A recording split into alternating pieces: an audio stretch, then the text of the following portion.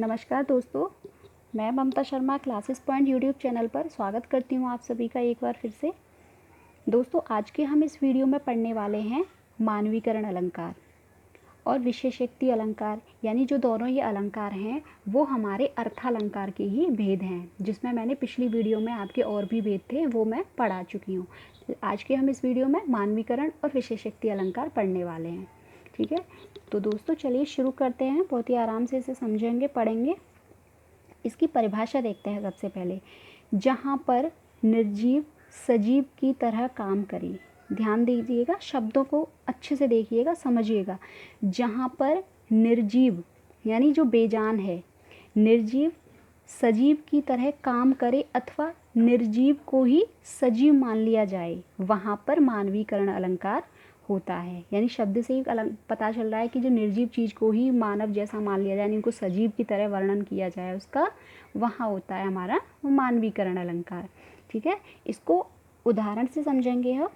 मेघ आए बड़े बन ठन करके संवर के, मेघ आए बड़े बन ठन के संवर के।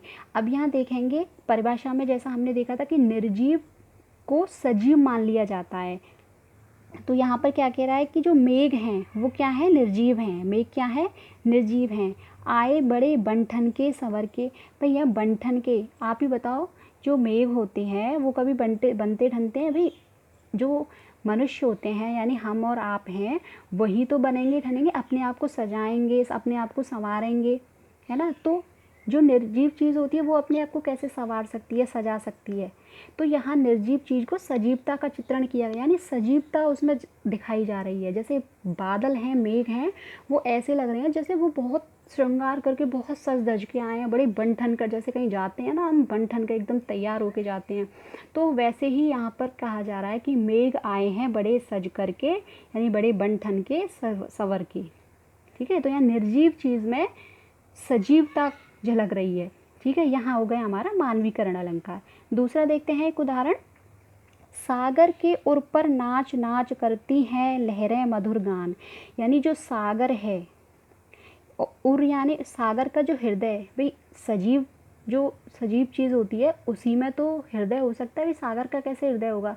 तो लेकिन यहाँ जो सागर का हृदय है उस पर नाच नाच करती मधुर गान, जो लहरें हैं उसके हृदय पर, यानी सागर के हृदय पर मधुर गान करती हैं। किस पर, सागर के हृदय पर, सागर के हृदय पर नाचती हैं और मधुर गान करती हैं। मधुर गान कर करके वो उसके हृदय पर नाच रही हैं। तो यहाँ क्या दिख रहा है, हमें क्या पता चल रहा है कि निर्जीव चीज़ यानी सागर का हृदय और लहरों को क्या दी गई, एक सजीवता दी गई है। लहरों में दिखाया जा रहा है कि यह सजीवता है, जैसे स्त्रियाँ नाचती हैं, जैसे सजीव जो चीज़ होती है वही तो नाच सकती है, हिल सकती है। तो जो लहरें हैं वहाँ पर सजीवता का वर्णन दिखाया जा रहा है, लहरों को सजीव मान लिया गया है। तो जो लहरें हैं वो सागर के ओर यानी सागर के हृदय पर नाच रही हैं। तो यहाँ आपको पता चल रहा है कि निर्जीव चीज़ में सजीवता झलक रही है, यानी निर्जीव को सजीव मान लिया गया है। यानी कहने का तात्पर्य ये है कि जहाँ निर्जीव में सजीवता का भाव पैदा हो या निर्जीव को सजीव मान लिया जाता है, वहाँ होता है हमारा मानवीकरण अलंकार। ठीक है, अब देखते हैं अगला विशेषोक्ति अलंकार। विशेषोक्ति अलंकार देखेंगे, सबसे पहले हम देखेंगे इसकी परिभाषा। जहाँ पर कारण के रहने पर भी कार्य ना हो, शब्दों को देखेंगे। जहाँ पर कारण के रहने पर, यानी कारण है फिर भी वो कार्य नहीं हो रहा, तो वहाँ होता है हमारा विशेषोक्ति अलंकार। कैसे, उदाहरण से समझेंगे इसे। मूरख हृदय न चेत, जिह गुरु मिलहि विरच सम, फूलहि फलहि न बेत, यद्यपि सुधा बरसहि जलद।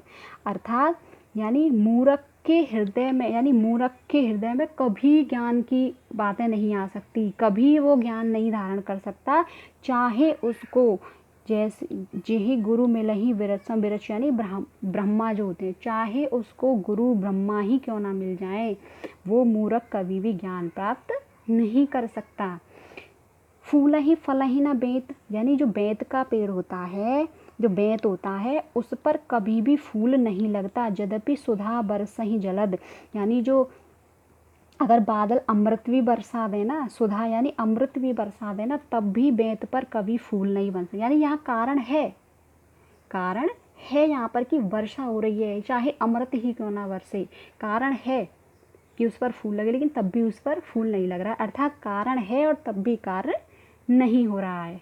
ठीक है, अगला उदाहरण देखेंगे। सरस्वती के भंडार की बड़ी अपूर्व बात, ज्यों खर्चे त्यों त्यों बढ़े, बिन खर्चे घट जात। यानी यहाँ पर कारण है कि खर्च, यानी जो खर्च होती है चीज़, जो खर्च होती है वो कैसे बढ़ सकती है। तो यहाँ पर सरस्वती जो विद्या है, जितनी खर्च हुईगी वो उतनी ही बढ़ती जाती है यहाँ पे। तो कारण है कि हम खर्च करेंगे तो भाई खर्च नहीं हो रही है, बढ़ रही है, खर्च करने का कारण है, लेकिन वो कार्य हो नहीं रहा है, यानी खर्च नहीं हो रही है वो, बल्कि बढ़ती जा रही है। ठीक है, तो सीधे से अर्थों में यहाँ पर यह है कि जहाँ कारण के रहने पर कार्य न होता हो वहाँ विशेषिक्ति अलंकार होता है। और इससे पहले हमने पढ़ा था जहाँ निर्जीव को सजीव की तरह काम करता है, यानी जहाँ निर्जीव सजीव की तरह ही काम करे, वहाँ होता है हमारा मानवीकरण अलंकार। ठीक है, तो दोस्तों हमने इसमें 2 अलंकार पढ़े थे जो अर्थालंकार के ही भेद है, मानवीकरण अलंकार और विशेषिक्ति अलंकार। मैं आशा करती हूँ कि ये दोनों अलंकार आपको बहुत अच्छे से समझ में आए होंगे। अब मैंने शब्द अलंकार और अर्थालंकार दोनों मैंने पढ़ा चुकी हूँ, तो आपको शायद समझ में आ गए होंगे। तो दोस्तों ये मेरी वीडियो आपको पसंद आई हो तो प्लीज़ इसे लाइक, शेयर और सब्सक्राइब ज़रूर कीजिएगा। चलिए मिलते हैं हम नई वीडियो में, तब तक के लिए अपना ध्यान रखिएगा, सुरक्षित रहिएगा। Okay, take care.